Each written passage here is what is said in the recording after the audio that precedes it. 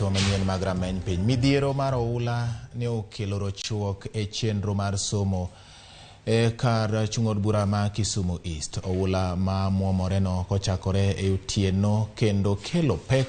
Oula no muomore kochakore otieno kendo kelo pek e gwenge ma kono. James Okoth lero no mathoth kuwuok e gwenge ma Kisumu e wach mar midhiero no.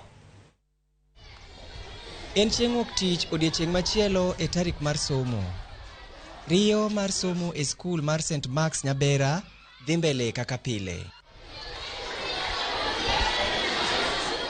Chandruok gi midhiero maka kod kacha ok nen e kind jopuonjre, kata obedo ni picha manyiso chal mar alworani opogore.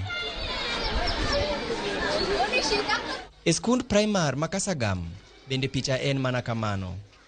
Kata obedo ni mor kod ilo mar jopuonjre to nyiso gima opogore. Oula e kind jodak malorani ok en gima nyien ka higa nyaka midhiero makamanen mana kaka jadak Meshak Ochuodho leronwa. Wan gi nyithindo masomo Kasagam, wan wawegi bende wan gi mier machiegni gi skul kanyo. To pi osebedo ka en pi ma sama koth ochwe obiro mopong' nikech wan gi stream moro ka miluongo ni Auji. Auji ni endo ka pi duto te ma town, pi ma Kibos, pi ma area ma Mbeme Giri kande te. To ka gisebiro to giyudo Auji ka wang' Auji tin. Seche moseyudo ka wang' Auji tin no to overflow kanye kama koro chako ginene godo, chako ringo godo to donjo godo e skul.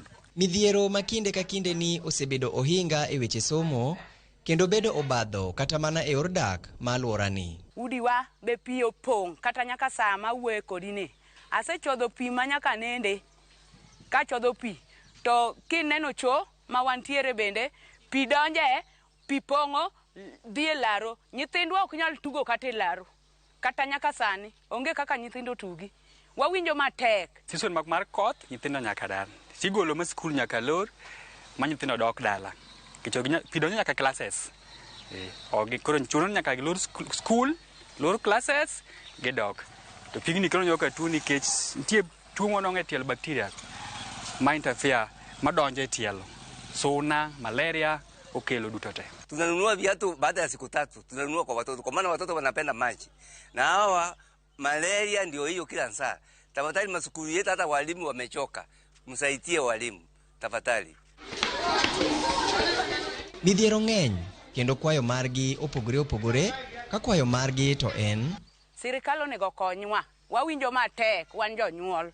Nikech kata ka msaada owuok nokel kae ni miyo jok ma pi odonjonegi wan ok wayudi. Kora kwayo gima datem ni sirikal mabiro donjo kata sirikal madwa take over onego kelwa oduognwa kasi kwa vijana cha.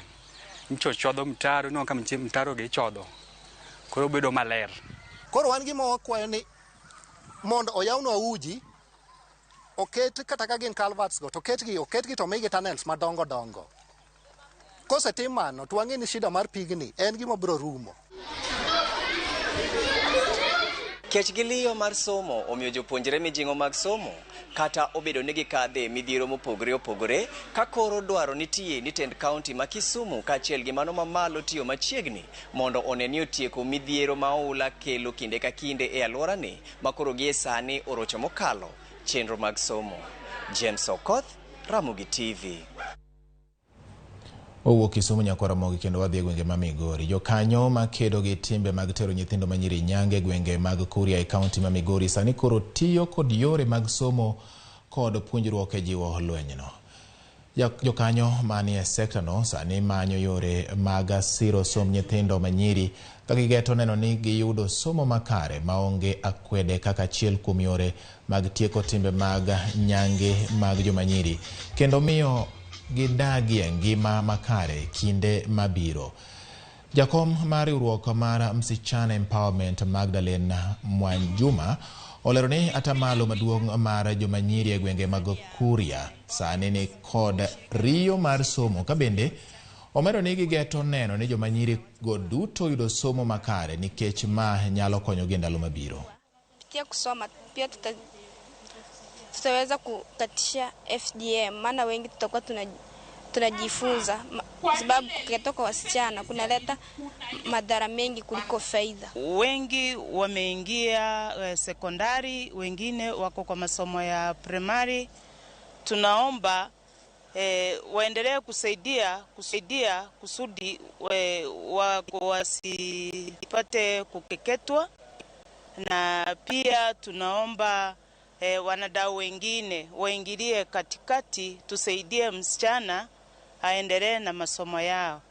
Wengi wameolewa kwa sababu ya kukosa karo, pia wengine wamekuwa na mimba, wamepachikwa mimba kwa sababu ya wazazi wao ambao wako na hali duni au ya hali ya kifedha kuwapeleka shuleni.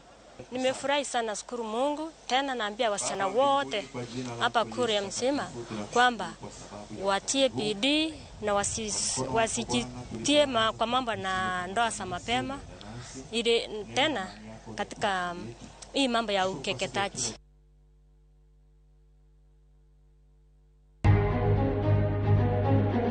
Berepe mag loche ogolo ywak ni gimedo wito thuolo mag tije. Kod stima, pi mang'eny, arita kwe morid, skul kod osiptende bende dire machiegni. Ne mathoth, ywa tol e namba mar 0716